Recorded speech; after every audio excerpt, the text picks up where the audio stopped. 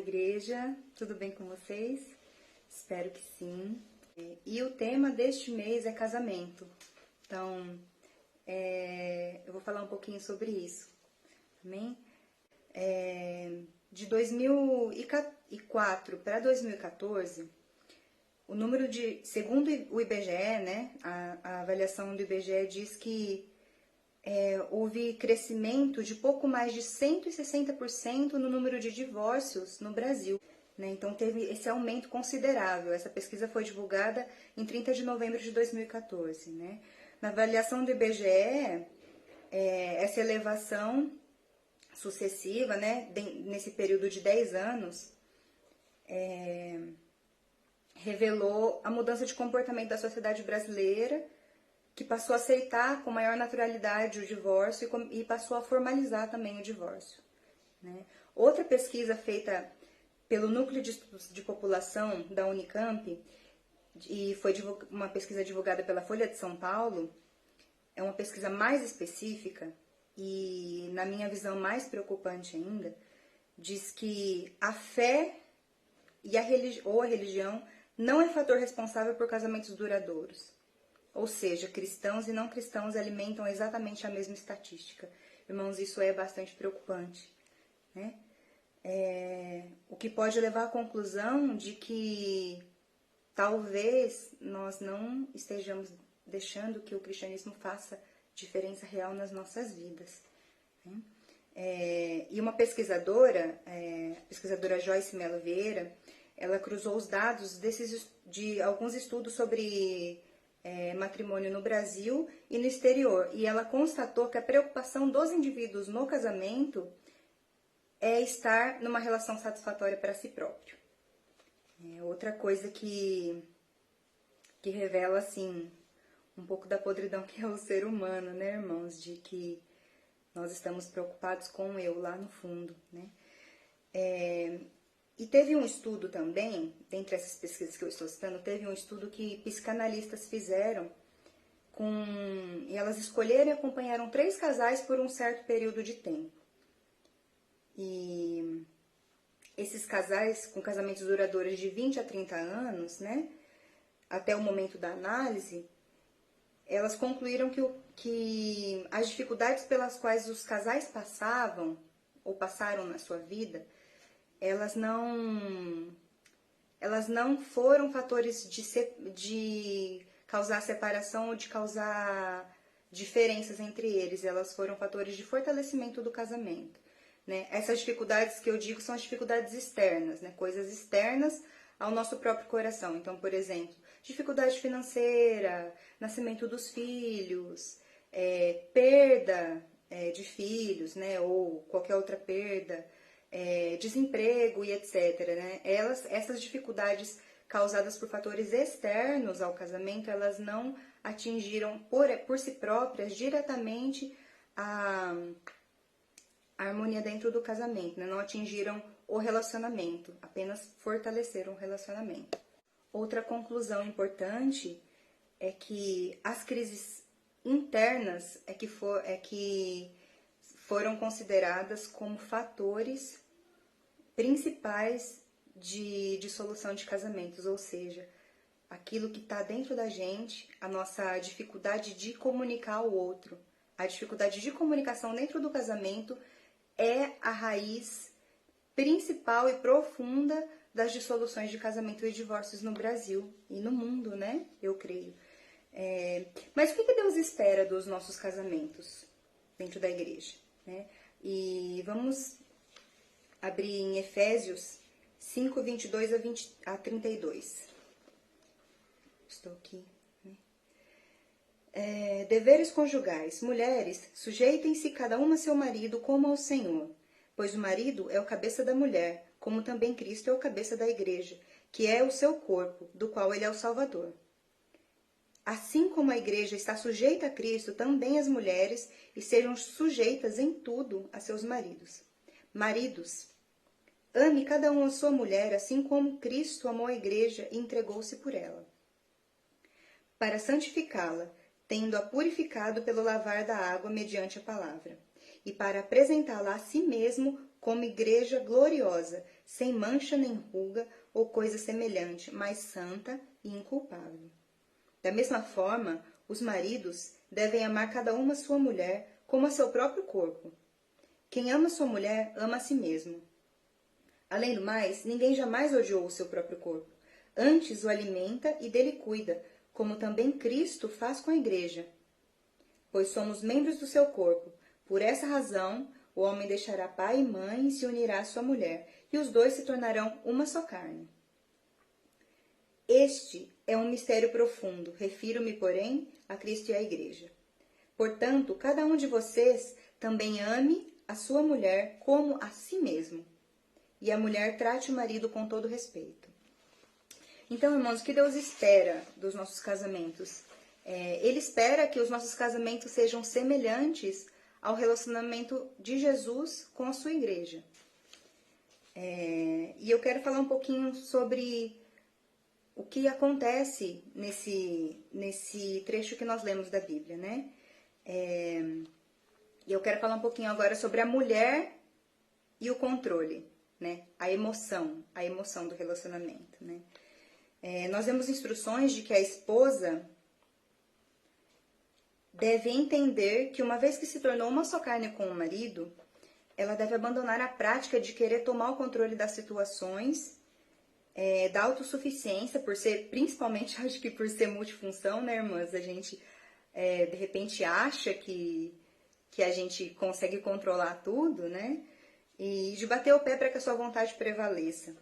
Pois existe um cabeça a quem nós precisamos, a quem a esposa deve se submeter, a quem ela deve compartilhar as opiniões, para que a decisão seja tomada não baseada apenas no feeling, nas emoções, mas na razão. Por outro lado, o relacionamento da mulher com Deus tende a ser mais sensível, né? Mais emocional, mais de sensações. E a mulher é sempre ganha pelo amor, e Deus sabe disso, né? E Ele nos conquista como mulheres muito pela contemplação do seu amor, né? E eu quero falar agora também sobre o homem e o abuso da autoridade. Razão. A instrução para os homens é clara. Uma vez que o homem se tornou marido, ele deve abandonar a prática individualista, adotando a prática de responsabilidade e cuidado sobre uma outra pessoa. A esposa é o corpo dele. Se ele a ama, ama a si próprio, como diz na palavra de Deus. Por outro lado, se ele não a ama, ele não ama a si mesmo e, portanto, não pode dizer que ama ao próximo ou que ama a Deus. E vejam como é intencional essa semelhança dos versículos. Desse versículo, né? Quem ama sua mulher ama a si mesmo, que fala para os maridos amarem a mulher como Cristo amou a igreja, né? E o grande mandamento, que é amar a Deus sobre todas as coisas e ao próximo como a si mesmo. E aqui, Paulo está dizendo para que o marido ame a esposa como a si mesmo. Então, a esposa é o próximo do marido. Então, faz parte do grande mandamento tanto quanto o amar ao próximo no geral, né, irmãos? E o marido deve entender que há alguém para ser cultivado na vida dele, alguém para ser cuidada por ele, alimentada em amor, zelada em emoções e sensações. O relacionamento do homem com Deus tende a ser mais movimentado, né, irmãos? Tende a ser mais racional, mais de força, né? O Senhor ensina o homem de uma maneira diferente do que ele ensina a mulher. E a cada um, com suas particularidades, o Senhor sabe como atingir. E existe um equilíbrio que precisa estar também nos nossos casamentos, que existe entre Cristo e a igreja, que é o equilíbrio entre a cabeça e o corpo. A mulher que não se submete aos cuidados do marido, ao foco de direção da cabeça, ela peca. O marido que não tem zelo ao cuidar da esposa, que negligencia os sentimentos, as sensações da esposa, os sentimentos do corpo, que é a esposa, ele peca igualmente. Fazendo uma pequena charge, né, irmãos? a mulher é o corpo, a mulher tem muitos membros, a mulher tem os braços, ela tem as pernas, ela tem o pescoço, ela tem o tronco, e ela faz tudo ao mesmo tempo. As pernas andam, enquanto as mãos se balançam, enquanto, né, ela se movimenta, né, ela se movimenta muito. Já o homem só faz uma coisa por vez, né, irmãos? Então ele é um membro só, ele é a cabeça. Só que de nada, ele é a cabeça, ele é o foco, né? Só que de nada adianta fazer 1000 coisas sem foco. E de nada adianta ter foco apenas e não se movimentar e sentir a vida acontecendo. Então, é um equilíbrio parecido com isso que nós devemos ter, né? Do corpo como um todo. A cabeça com a sua particularidade de direcionamento, de foco, e o corpo com a sua particularidade de fazer a vida acontecer, de se movimentar. E aí também, esse trecho que nós lemos das Escrituras, ele fala do mistério profundo. Esse mistério profundo, Paulo diz aqui que é exatamente sobre Cristo e a igreja, esse mistério profundo. E o mistério profundo entre Cristo e a igreja é o quê? Ele oferece um vislumbre do que deve ser o amor e o equilíbrio perfeito dentro de um casamento, que foge à nossa absoluta compreensão, né? Nós não conseguimos entender na totalidade esse mistério, por isso que ele é um mistério profundo, né? Então, se no relacionamento de Cristo e a igreja existe um mistério, existe uma profundidade que nós não podemos entender totalmente, porque é a perfeição de um relacionamento, né? A perfeição do amor, mas nós podemos ir desvendando pouco a pouco esse mistério, né? Conforme nós nos deixamos transformar e morremos para nós mesmos. Nós podemos entender um pouco desse amor profundo conforme nós vamos praticando um pouquinho do amor. Mesmo nosso amor imperfeito, mas pedindo para o Senhor nos ajudar, nós podemos ir praticando um pouco disso. Agora nós vamos para Gênesis 2, 25, que é a passagem onde o Senhor cria a mulher. O Senhor já criou o homem e ele vai criar a mulher agora. Ele cria a mulher nessa passagem. Gênesis 2, de 22 a 25. Com a costela que havia tirado do homem, o Senhor Deus fez uma mulher e a levou até ele. Disse então o homem: esta sim é osso dos meus ossos e carne da minha carne. Ela será chamada mulher, porque do homem foi tirada.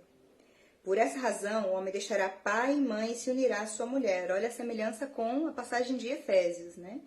A questão do corpo, de ossos dos meus ossos, carne da minha carne, meu corpo, né? Ela é meu corpo também, né? E a passagem de o homem deixar pai e mãe se unir à sua mulher, eles se tornarão uma só carne. E aí o versículo 25, que é o que eu quero chamar especial atenção, é: o homem e sua mulher viviam nus e não sentiam vergonha. Nós podemos atestar que havia uma nudez, mas não havia vergonha. Quando nós nos casamos, em algum momento do casamento, a nudez física já não exprime tanta vergonha, né, diante do outro, diante do cônjuge. Porque um pertence ao outro. Mas se só tinha um casal no Jardim do Éden, qual é a razão de o Senhor mencionar na sua palavra que eles estavam nus e não se envergonhavam? Se só estavam um diante do outro mesmo e não tinha, né, não tinha outro ser de quem eles poderiam se envergonhar. Eu penso que essa nudez mencionada exprima a nudez integral do corpo, da alma e do espírito. Não havia o que esconder um do outro, não havia segredos, eles não tinham reservas, né, sobre o que sentiam, sobre os seus sentimentos, os seus medos, as suas particularidades, né? Nada fugia do olhar um do outro. Não tinha aquele cantinho que o outro não soubesse, que não fosse claro.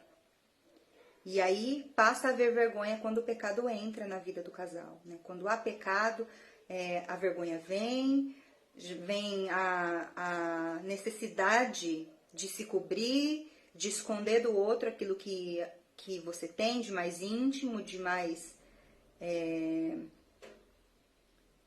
de alguma coisa que você queira esconder, né, do outro.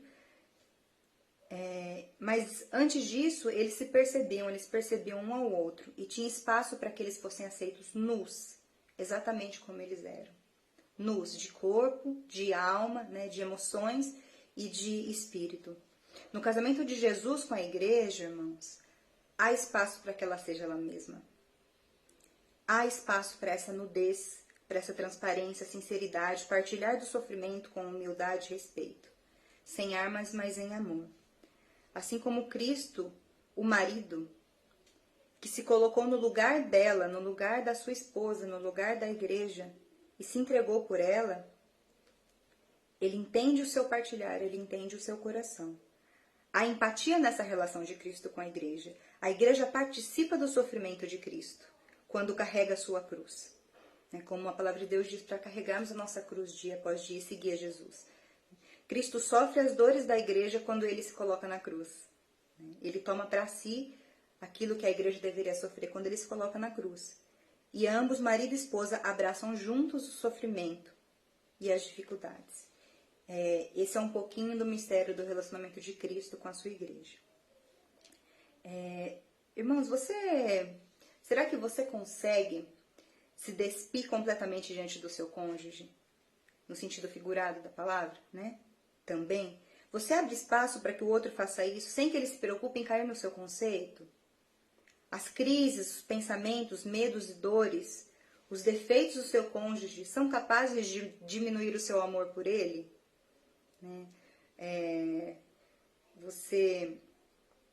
Jesus e a igreja amam o que vem, amam o que o outro é. Jesus ama o que a igreja ama o que Jesus é. Não aquilo que deveria ser, condicionando o amor.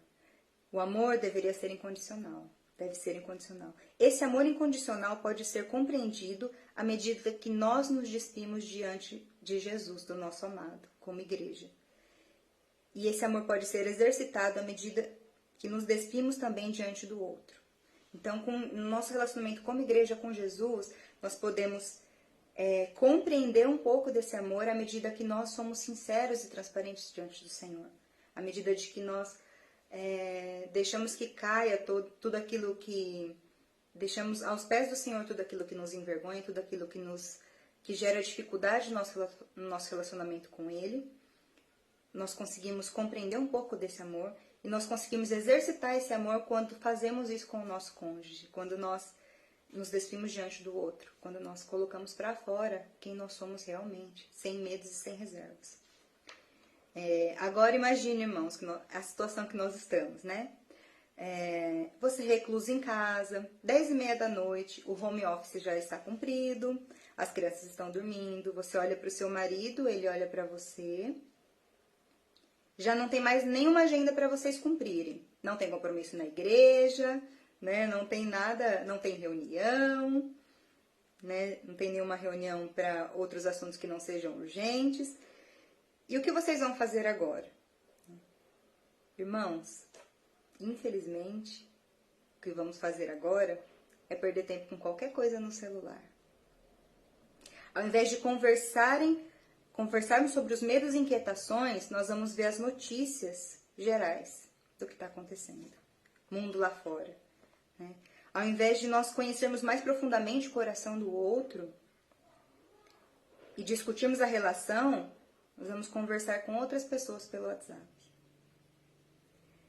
Ao invés de namorar, de contemplar o charme do maridão, né, de contemplar como a sua esposa é bela, de contemplar o coração dela, de você dizer o que você admira nela e dela dizer o que ela admira em você, de vocês trocarem confidências um com o outro, ao invés de nós namorarmos, nós vamos assistir romances e ficções na Netflix, né, que seja, em qualquer outro lugar. Então começam a sair as notícias, irmãos, de que por causa da quarentena, do distanciamento social, os divórcios estão aumentando. E por quê? É porque eu não conheço e não aceito a integridade e não aceito a integralidade do ser daquele que divide a mesma cama comigo. Daquela pessoa com quem eu prometi dividir a vida, mas que na realidade eu não divido nem mesmo a atenção do meu dia. Não trato como prioridade o que deveria ser o relacionamento terrestre mais importante da minha vida. Toda essa falta vem à tona quando eu não tenho como fugir do outro, né? Todo esse pecado de não priorizar o que deve ser importante vem à tona quando eu não tenho para onde fugir, eu não tenho o que fazer, eu preciso encarar o outro, né? Não tenho o que fazer, eu preciso estar diante do meu cônjuge. Aí, irmãos, ao invés de nós abraçarmos o sofrimento juntos, deixarmos as dificuldades do nosso relacionamento virem à tona, para que elas possam ser discutidas e tratadas, ao invés de nós aproveitarmos, nós resolvemos deixar que a dificuldade no relacionamento nos separe, nos distancie, e aí vem a culpa na quarentena, que é a quarentena que está causando os divórcios, né? Como nós temos ouvido algumas notícias por aí. Quando eu ajo assim, eu reflito a falta de prioridade que eu dou ao meu relacionamento com Jesus. Porque se eu sou a igreja e Jesus é o noivo, o marido, né, eu estou refletindo a minha falta de prioridade com o relacionamento com Jesus. Estou deixando de ter o relacionamento ideal com Jesus. Quando eu traio, como parte da igreja, irmãos, quando eu traio o meu cônjuge, eu traio o meu Senhor, com distrações inúteis, com excesso de entretenimento na internet, com pornografia, com mentiras, com apatia. Quando ao invés de ter tempo de qualidade com Ele, com Jesus, ao invés de orar e conhecer e praticar a sua palavra, eu reduzo toda a nossa história juntos, tudo aquilo que Jesus fez por mim, todo o sacrifício, todo o partilhar de sofrimento, eu reduzo a um relacionamento superficial de bom dia, obrigado pelo almoço, boa noite, lave as minhas roupas, cure as minhas feridas, preciso de dinheiro para comprar uma roupa nova. Eu reduzo meu relacionamento com Jesus ao trivial, ao superficial. Sem perceber, assim nós dizemos para Jesus, a casa está limpa, né? Mas nós não pegamos na realidade na vassoura para levantarmos a poeira juntos, para que Jesus, para que Ele nos mostre tudo aquilo que está embaixo dos tapetes, para que nós possamos reconhecer, nos arrepender e finalmente sermos limpos de toda a vergonha do pecado. Não tem como nós termos um relacionamento tão excelente com o nosso cônjuge se não temos antes cultivado a nossa intimidade com Jesus. Por outro lado, se eu me desnudo diante do Senhor, Ele me fala o que eu preciso fazer, Ele me transforma, não tem como o meu relacionamento com Jesus não refletir no íntimo do meu relacionamento conjugal. Não tem como, se Jesus está fazendo diferença na minha vida e está me transformando, e eu estou sendo transformado de glória em glória, não tem como o meu relacionamento com o meu marido continuar da mesma forma se eu tiver com dificuldades. Porque a transformação que Ele realiza em mim vai refletir e vai me fazer mudar aquilo que eu preciso mudar e ser aquilo que eu preciso ser dentro da minha casa. Irmãos, nada do que nós fazemos ou do que nós sofremos é capaz de nos separar do amor de Cristo. Mas nós mesmos nos separamos dele quando deixamos de nos relacionar, de nos comunicar com ele. Quando nós deixamos de orar, quando nós deixamos de ler a palavra de Deus. A falta da prática de me despir diante do meu amado Jesus, de confessar os meus pecados, de confessar os meus medos, inseguranças, intenções, as minhas emoções, essa falta de prática me afasta dele. E agora eu gostaria que você refletisse sobre isso. Primeiro, deixe que o Senhor fale a você como está o seu coração, como está o seu relacionamento com Ele. Comprometa-se a ser mais constante nesse relacionamento. Né? E não faz uma semana de oração intensa, vou orar todo dia, vou ler a palavra, semana que vem eu não preciso mais fazer isso. Né? O nosso relacionamento com Jesus precisa ser constante. Né? Não é um relacionamento de enche tanque, espera o tanque esvaziar, enche o tanque, espera o tanque esvaziar para encher de novo. Precisa ser constante, precisa sempre estar cheio. Precisamos sempre estar cheios. Precisamos sempre estar ligados ao nosso amado Jesus. E agora comprometa-se a ser mais constante nesse relacionamento, a ser mais fiel nesse relacionamento com o Senhor. Depois disso, irmão, irmã, Ore para que Ele te mostre o que você pode fazer agora para começar a transformar a maneira como você se relaciona com o seu cônjuge. Converse ou arranje um momento para desnudar sua alma diante do seu cônjuge. Seguindo as seguintes regras: não se arme, não se justifique, ouça humildemente aquilo que a outra pessoa tem a dizer, peça, conceda perdão, aceite o perdão. E a cada palavra que você ouvir, meu querido, ou que você falar, em seu pensamento, em seu coração, vá pedindo para que o Espírito Santo te direcione na edificação do seu casamento.